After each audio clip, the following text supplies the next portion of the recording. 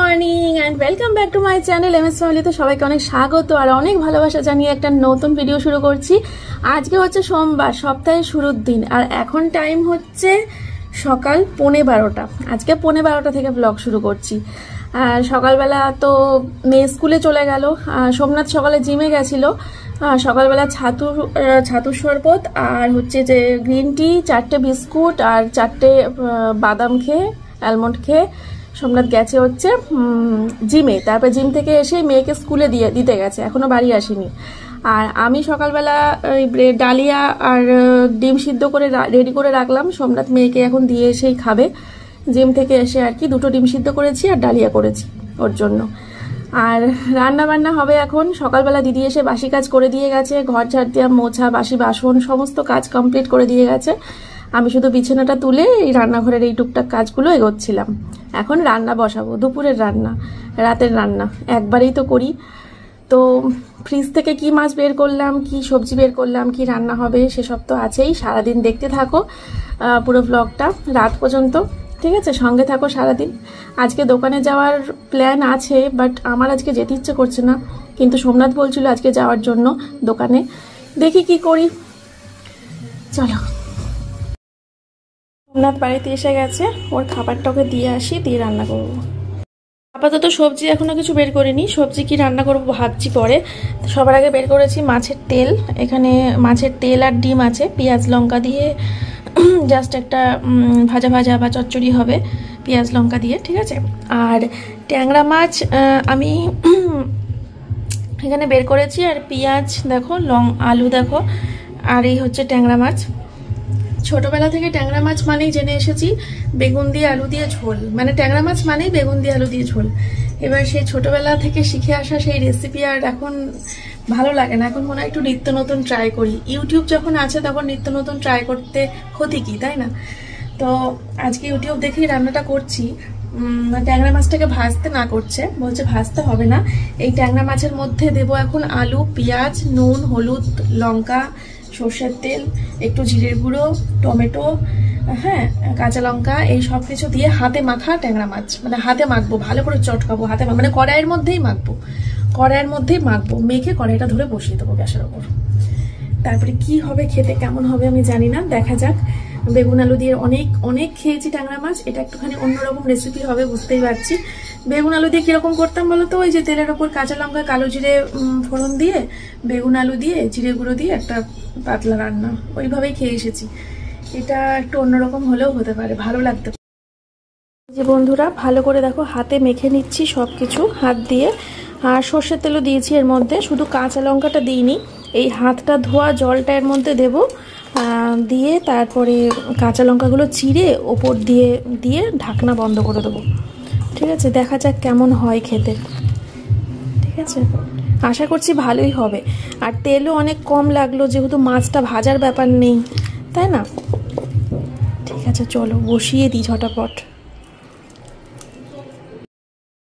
ফিরে আসলাম অনেকক্ষণ পর। এখন টাইম হচ্ছে 1:15। আমার রান্না না শেষের দিকে বলবো না, সবজি বের করেছিলাম 2 রকম, তো সবজিগুলো করছি। ওদিকে আমার মাছের তেল আর মাছের ট্যাংরা মাছটা হয়ে গেছে। ওটা কি নাম দিই বলো তো? ট্যাংরা মাছটা, হাতে মাখা ট্যাংরা মাছের রেসিপি, ঠিক আছে? তো ওইগুলো হয়ে গেছে। এখন করছি হচ্ছে 2 রকম। দেখো, ঢেঁড়স কেটে নিয়েছি, দুই দিকে কেটে নিয়েছি, আর এর মধ্যে সর্ষে, লঙ্কা, লবণ দিয়ে একটা পেস্ট করে নিয়েছি, হলুদ রেডি করে রেখেছি। আর এদিকে এইটা নামলে পরে ঢেঁড়স ঝাল বসাবো। ঢেঁড়স ঝালটা খেতে বেশ ভালো লাগে গরমের দিনে। এখানে হচ্ছে শাক ভাজা, মানে পুরোপুরি জলের বংশ চলে গেলেই ভাজা হয়ে যাবে এটা আর কি। জল দিইনি আলাদা করে, শাক থেকে যা জল বেরিয়েছে সেটা দিয়েই সেদ্ধ হচ্ছে শাকটা। কাঁচা লঙ্কা, কালো জিরে আর পেঁয়াজ দিয়েছি ফোড়নে, আজকে রসুন দিইনি। এটা হচ্ছে পুঁই শাকও ভাজা খাওয়া যায়, এর আগেও আমি খেয়েছি। তাও মায়ের কাছে একটু ফাইনালি শুনে নিলাম যে ফোড়নে কি দেব, ঠিক আছে? পুঁই শাক ভাজাও খেতে প্রচণ্ড টেস্ট হয়। ডাঁটাগুলোকে আলাদা করে রাখলাম, ডাঁটাগুলোকে এখন রেডি করে রাখি পিস পিস করে কেটে। কালকে এই ডাঁটাগুলো দিয়ে ডাল করব, ডাঁটা দিয়ে ডাল হেভি লাগে।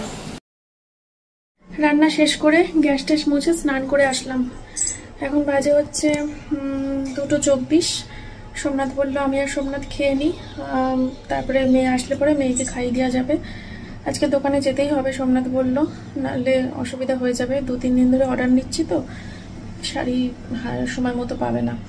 তো চলো খাওয়া দাওয়া করে তারপরে আধা ঘন্টা মতো রেস্ট পাবো, 1 ঘন্টা মতো রেস্ট পাবো। তারপরে দেখো সব পরিষ্কার টরিষ্কার করে তারপরে স্নান করতে গেছিলাম।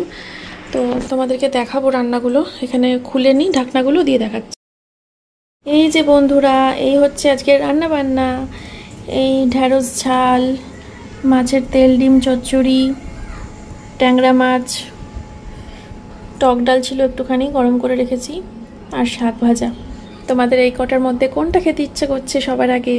আমার কিন্তু এই দুটো দেখে প্রচণ্ড লোভ লাগছে, আর তারপরে এইটা দেখে লোভ লাগছে, আর লাস্টে এটা একটু একটু খাবো। আর এটা হচ্ছে টক ডাল আমি খাবো না, সোমনাথকেই দেবো। ঠিক আছে, চলো খাওয়া দাওয়া করে নিই সবাই। আর একবারে আমার মায়ের জন্য নিয়েছি, মাও বোধহয় এখানেই খাবে, নাকি রাতে খাবে না দুপুরে খাবে আমি জানি না। বললো তো যে কি কাঁচকলা সিদ্ধ, পটল সিদ্ধ না কি সিদ্ধ দিয়ে ভাত বসিয়েছে, খেয়ে দিয়ে আসছে, তাই বললো। তো হয়তো বিকেলের দিকে একবার খেয়ে নেবে। চলো তো এই দেখো এখন আমরা হচ্ছে যাব তোমাদের মালগুলো তুলতে, মানে তোমাদের মালগুলো তুলতে, তোমাদের শাড়িগুলো তুলতে ভাষা। তো এই দেখো নেল পালিশ করছে, প্রোডাক্টগুলো তুলতে। হ্যাঁ মানে যা যা অর্ডার করেছিল সবার না। আর আমি দোকানে যাওয়ার আগে একটুখানি eyeliner, mascara, lipstick, face pack, compact, ঝাঁটা প্যাক, ঝাড়ু প্যাক এগুলো দিব। আর আমি তো কি, আমি একটা জামা প্যান্ট পরে নেবো, ব্যাস আমার কাজ শেষ।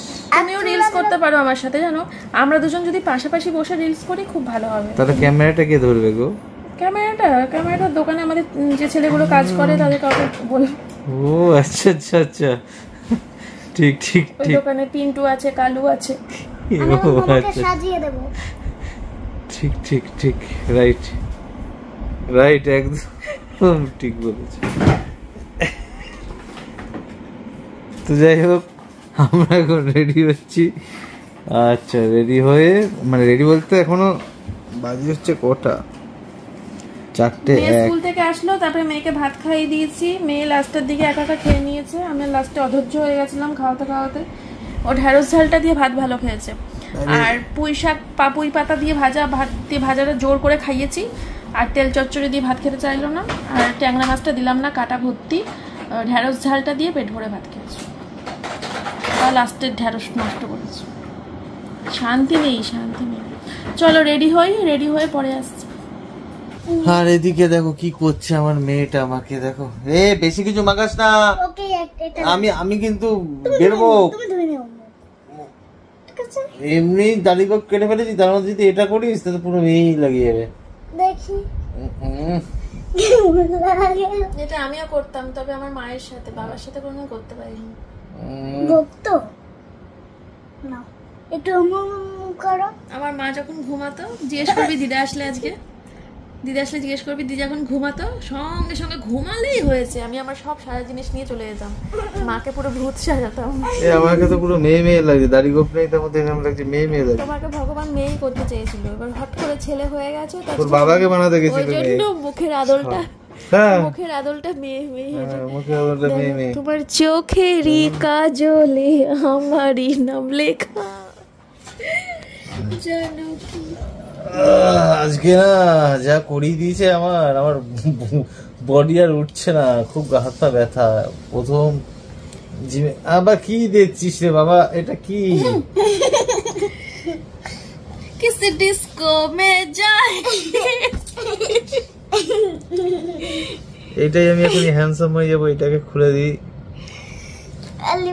লিপস্টিক তো পরে ছেলেরা, অসুবিধা হয় না। খুলে দিই এটাকে, লিপস্টিকটা থাকে, দেখো এই দেখো হ্যান্ডসাম হয়ে গেছি। ঠিক আছে দেখো, ইয়ো কালো ঠোঁটটা দেখাও, কোথায় কালো? দেখো লাল ঠোঁট, ইয়ো দেখো তো কত সুন্দর হ্যান্ডসাম লাগছে, ইয়ো সানগ্লাস পরলে ইয়ো, গলায় রুদ্রাক্ষের মালা নেই, ইয়ো। এটা আমার ভোলে বাবা বলেছে যে সানগ্লাসের সাথে রুদ্রাক্ষের মালা পরো, ইয়ো। রেডি হও। তাই তো রেডি। ফিরে এসে হাঁটতে যেতে হবে, আবার দোকান থেকে বাড়িতে এসে আমি যদি আধা আমি ঘন্টা। কিন্তু একদিনও হাঁটা কামাই করিনি। হ্যাঁ, গতকালকে কামাই করতাম না, কাকিমার ও জন্মদিন ও কামাই করেছে। কালকে আমি 50 মিনিটের উপর হেঁটেছি। সিঁড়িতে পড়ি দে, সিঁড়িতে। এ না সিঁড়ি বলছ না তো। আরে না না না না না, এই এসব কই না মা। আমি কি বলছি? অক্কে মেরে ফোন দেখি। দোকান থেকে এসে আধা ঘন্টা শুতে হবে, নালে হাঁটা যাবে না। চলো রেডি হও। আমি একদিনও কামাই করিনি। আর আগের দিন কে যেন কিসব যেন কিসের রিলসে যেন গ্লাসকে দেখে সবাই ভাবছিল কি যেন ওরা কি সবাই কি একই জিনিসই ভাবে? তোমরা কি আমাদেরকে মানে সবসময় 12 মাস কি এই জিনিসই ভাবো? হ্যাঁ, সেই সময় সিচুয়েশন আলাদা ছিল, ওই সময় মেরেছি সেটা আলাদা বিষয়। আমি গ্লাসটা জাস্ট দেখালাম, এর মধ্যে হলুদ রয়েছে, দিয়ে তোমার দিকে ক্যামেরা ফোকাস করেছি, বলে গ্লাসে কি ছিল, গ্লাসে কি ছিল। কি আজও মানুষজন বলো দেখিনি। হ্যাঁ, একটা না দুটো গ্লাসে প্লেন হলুদ রেখেছি, ওর মধ্যে দুধ ঢালবে, ঢেলে খাবো সবসময়। এই শরীর এখন যদি খাই তো আমার তো মানে একদম পাগল নাকি তোমরা সত্যি। তোমার চোখটা একটুখানি ঢলো ঢলো চোখ না? আমার চোখ তো এই যে দেখো জন্ম থেকেই চোখটা ঢলো ঢলো। আমার চোখ ছোটবেলায় না, আমি যখন 6-7 এ পড়তাম তখন এরকম বড় বড় বড় চোখ ছিল, ও জানে ভালো করে। হ্যাঁ, এরকম বড় বড় বড় বড় চোখ ছিল। তখন আমি কি করতাম, ওই হিমেশ রেশমিয়ার ফ্যান ছিলাম তো, হিমেশ রেশমিয়া তখন চোখ ছোট ছোট করে কথা বলতো। যদি থাকে কখনো পাই তোমাদেরকে দেখাবো, বড় বড় গোল গোল চোখ ছিল। এরকম চোখ ছোট। সেই চোখটাই এখন বর্তমানে এসে ঢলো ঢলো হয়ে গেছে। ঢলো ঢলো চোখ, আর ঢলো ঢলো চোখ দেখে সবাই কমেন্ট করে দাদা সবসময় কে থাকে নেশা। হ্যাঁ না, তোমার শরীরের যা কন্ডিশন, বছর দুয়েকের আগে বাঁচবো না। বছর দুয়েকের আগে ওসব খাওয়া যাবে না, বছর দুয়েক পর আমি ওইসব খাবো না, আমি খাইও না। অকেশনালি তো সে তো আলাদা বলছি, এবার অকেশন পড়লেও এখন তোমাকে দেয়া যাবে না, 2 বছর পর দেখা যাবে। এই মা, এটা যে বন্ধ করে চালাতে পারবো না, সব হয়নি, কাজটার মধ্যে ধুলে পড়বে।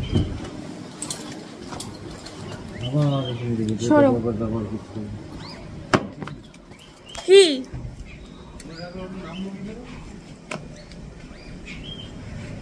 আমার হেলমেটটা আমার হাতে দিলা না?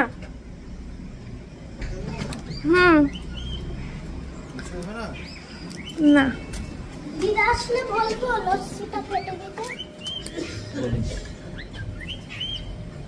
নিচু হতে গেলে আর উঁচু হতে গেলে খুব কষ্ট হয়। না আসো, নিচে হতে হবে না, করে যাও যাও তাড়াতাড়ি করো। ও লজ্জা পেতে হবে না। চলো চলো চলো।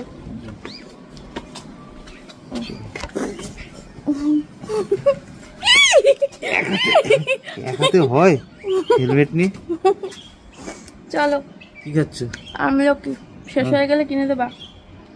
দাদা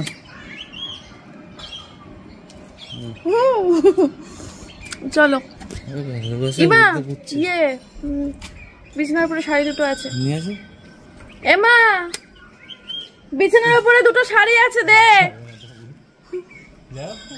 আর ঢুকতে পারছি না, কষ্ট হয়। চলো যাচ্ছি হচ্ছে দোকানে। আজকে আমি ম্যাচিং হয়ে গেছি, অফ হোয়াইট কালারের ম্যাচিং। দাও তোমার শাড়ি দুটো। হ্যাঁ, প্লাস শাড়ি দুটো দাও। প্লাস্টিক যদি দাও, দিদা আসছে এক্ষুনি, দিদা আসছে। জুতোটা এই পায়ের উপর তোলো। বলছেই না কি প্লাস্টিক লাগবে না, আমি কোলে নিয়ে নিচ্ছি। যাও ভেতরে যাও, দরজা দিয়ে দাও। দিদা আসছে এক্ষুনি। আজকে আমি অফ হোয়াইট কালারের ম্যাচিং হয়ে গেছি, এরকম হয় নাকি কখন? হ্যাঁ, আজকে আমি অফ হোয়াইট কালারের ম্যাচিং হয়ে গেছি। চুলের ফিতে, চুড়িদার, ওড়না, অফ হোয়াইট কালারের ম্যাচিং। অফ হোয়াইট কালারের নেল পলিশ হলে ভালো হতো। এটাই তো কাজে লাগে। খোলো।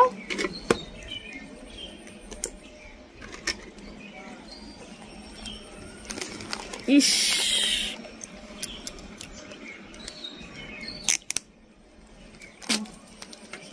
চলো হাঁটো হাঁটো হাঁটো হাঁটো। তবে একদিনও কামাই করিনি কিন্তু। হ্যাঁ, কে যেন বলছিল পরশু দিনকে হাঁটিনি দাদা মিসিং। আমি কিন্তু মিসিং নই। ক্যামেরায় দেখানো হয়নি, ক্যামেরায় দেখানো হয়নি। দোকান থেকে বাড়িতে এসে বাড়িতে শাড়িগুলো নামিয়ে একটু জল খেয়ে বেরিয়ে গেছি। একদম। আমি সেদিনকেও ছিলাম, বরঞ্চ ওদের থেকে আমি 5 মিনিট পিছিয়ে ছিলাম। মানে আমি একটুখানি কুরিয়ার অফিসে গেছিলাম 5 মিনিটের জন্য, ওরা বাজার দিয়ে হাঁটছিল, ওরা বাড়িতে ঢুকে গেল, তারপর আবার 5 মিনিট মেকআপ করতে আমি আবার বেরিয়েছিলাম। তো এখন যথারীতি হাঁটা শুরু করেছি। কাকিমা আছে সামনে, কাকিমার আজকে আমার নেমন্তন্ন আছে। তো নেমন্তন্ন না, নিমন্ত্রণ, কি ভাষা, নিমন্ত্রণ আছে। কাকিমা তাড়াতাড়ি চলে যাবে, ঠিক আছে? চলো। এই দেখো, হাঁটতে হাঁটতে আমরা চলে এসেছি আমাদের বড় গির্জা রানাঘাটের। এই দেখো বড় গির্জা, ঠিক আছে? কাকিমা দাঁড়িয়ে আছে দেখো। কাকিমা মনে হয় ওই যে দাঁড়িয়ে আছে, কাকিমা মনে হয় ফোনে কথা বলছে। কাকিমা আজকে অনেক আগে বেরিয়ে গেছে, ঠিক আছে? এবার বাড়ির দিকে ফিরবো। অলরেডি 25-30 মিনিট হয়ে গেছে হাঁটছি, ঠিক আছে? চলো।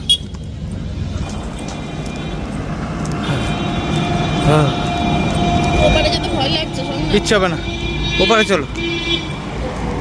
চলো এবার ওপারে যাই, কিচ্ছু হবে না। বড় চার্চ চলে আসলাম। এই দেখো বন্ধুরা, আমাদের বাড়ি থেকে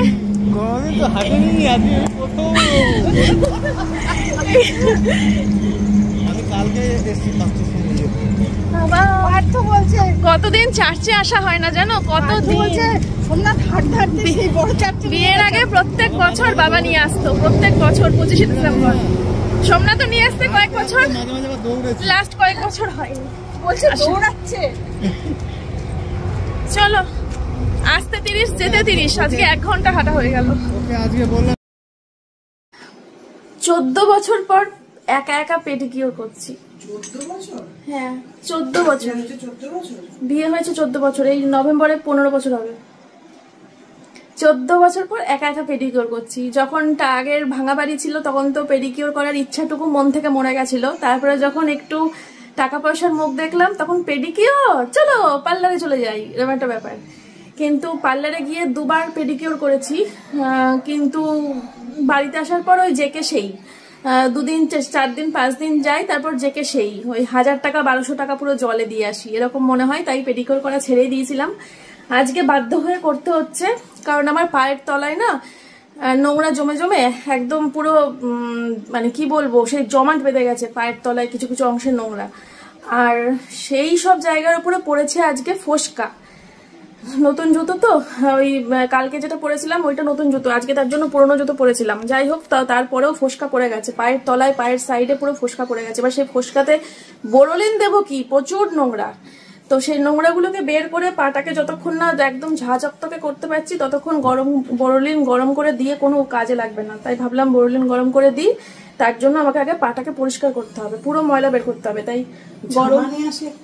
উষ্ণ গরম জলে লেবু চিপে দিয়েছি আর শ্যাম্পু দিয়েছি। আমার কেন জানি না মনে হচ্ছে আমি বোধহয় এতে বিয়ের আগে নুন ইউজ করতাম, হালকা হালকা মনে পড়ছে, আমার পরিষ্কার মনে পড়ছে না, বোধহয় একটু নুন দিতাম বিয়ের আগে। ভিডিওতে দেখলেই হলো, চেক করে। বিশাল গরম, এখন গিজারের জলে বসিয়েছি, 50-এ দিয়েছিলাম। তাহলে ফ্যান চালিয়ে দিই? না ফ্যান চালিও না। আরে জলটা অত গরম দিস না পায়ে। অত গরম দেবো না, আমি একটু ওয়েট করে যাচ্ছি, কষ্ট হবে। চলো, বিশাল এনার্জি লাগছে দৌড়ে আসার পর ভেবেছিলাম বোধহয় খুব ক্লান্ত লাগবে, মানে আগে ভাবতাম যে দৌড়ে আসার মানে হেঁটে আসার পর তো বিশাল ক্লান্ত লাগবে, কিন্তু না, হেঁটে আসার পর প্রচুর দিদা লাগে। তোমার মুখটা আস্তে আস্তে দিদার আদর পেয়ে যাচ্ছে, আমি মাঝে মাঝে তোমার ব্লগ গুলো দেখি, তোমার থাম্বনেলে তোমার মুখগুলো দেখে হট করে মনে হয় দিদা, মানে পুরো দিদার মুখের আদরটা আস্তে আস্তে এসে যাচ্ছে। আস্তে আস্তে তুমি পুরো দিদার মতো হয়ে যাবে যখন আরো 20 বছর যাবে। 20 বছর এখনো? 50 20 70? হ্যাঁ 70 বছর ঢং। সেদিনকে তোমরা প্রচুর কমেন্ট করেছো মার আমার বয়স নিয়ে, যে হ্যাঁ মা আমার থেকে মাত্র কি তোমার বয়স 49 তো মনে হয়, আমি 50 পড়লো, আর আমার হচ্ছে 32। এই ডিসেম্বর আসলে আমার 33 হবে, এই 29 ডিসেম্বর আসলে 33 হবে। এবার 32, 50 থেকে 32। এবার তোমরা সবাই কমেন্ট করেছো এই ক বছরের বড়, কি করে হয় এই ক বছরেরই বড়। আমার বিয়ে হয়েছে কত বছর বয়সে আমি পেটে এসেছিলাম? 16 বছর বয়স, 17তে পেটে এসেছিলাম। তাহলে 17 বছর বয়সে আমি হয়েছিলাম, মানে মা গর্ভবতী হয়েছিল। ঠিক আছে চলো পরে আসছি। সোমনাথ একটু বেরিয়েছে, এক্ষুনি চলে আসবে। সেই জলটা লাস্ট সিনটা দেখাবে তোমার। হ্যাঁ লাস্টে কালো কিষ্টানি জল বেরোবে। এটা ব্রাশ নিয়ে এসেছি ঘষবো বলে। এখন বাজে হচ্ছে রাত্রির 11:15। খাওয়া দাওয়া সব কমপ্লিট। মা রাতে রুটি খেলো, সোমনাথ নিয়ে এসেছিল রুটি মায়ের জন্য। মা রাতে রুটি খেলো আর আমরা সবাই ভাত খেয়েছি। আমার পেডিকিওর কমপ্লিট হলো। পায়ের তলাটা মনে হচ্ছে একটা চুমু খাওয়া যাবে। নিহাত ক্যামেরায় দেখালে খারাপ দেখায়, তাই দেখাতে পারছি না। একেবারে সিনেমার নায়িকাদের মতো হয়ে গেছে, শুধু ফোসকা পড়েছে, 4-5 জায়গা ফোসকা পড়েছে। সেই জায়গাগুলো সব পোরোলিন লাগিয়ে শোবো রাত্রিবেলা। উফ, এমনি ঠ্যাং ঠুং খুব একটা ব্যথা হয়নি, মিথ্যে কথা বলবো না। আমি ভেবেছিলাম 1 ঘন্টা হেঁটেছি, আজকে তো আমার পা ঠ্যাং নিয়ে নড়তে পারবো না। ব্যথা হয়নি, বরঞ্চ গ্যাপ দিলে ব্যথা হচ্ছে। মানে যদি মনে করি না গতকালকে যেমন জন্মদিন ছিল কাকিমার, বেরোতে পারিনি, গতকালকে ব্যথা করছিল, আবার আজকে হেঁটেছি সে ব্যথা তো চলে গেল। কি যে হচ্ছে কি বুঝি না বাবা। আমি তো ভেবেছিলাম স্বাভাবিক তল পেটে ব্যথা হবে, থাইতে ব্যথা হবে, আমি তো তাই ভেবেছিলাম। বিশাল জোরেই হাঁটি, আস্তে হাঁটি না, সোমনাথকে জিজ্ঞেস করবে। যাই হোক চলো, যে চুড়িদারটা পরে গেছিলাম সেই চুড়িদারটাই যেখানে পরে রয়েছে, ওটা একদম মানে ভিজে ভাত, পুরো মেশিনে দিয়ে দেবো রাত্রিবেলা। আজকের মতো ব্লগটা এখানেই শেষ করছি। তোমরা সবাই ভালো থেকো, সুস্থ থেকো। কালকে সকালে দেখা হবে আবার একটা নতুন ব্লগের সাথে। আজকে এখানেই শেষ করে দিচ্ছি। এখন বিছানাটা ছাড়বো, বিছানাটা ঝেড়ে শুয়ে পড়বো। এখানে আমি আর সোমনাথ শোবো, পাশের ঘরে মা আর মেয়ে শোবে। চলো টাটা, বাই বাই, আবার যেন দেখা পাই।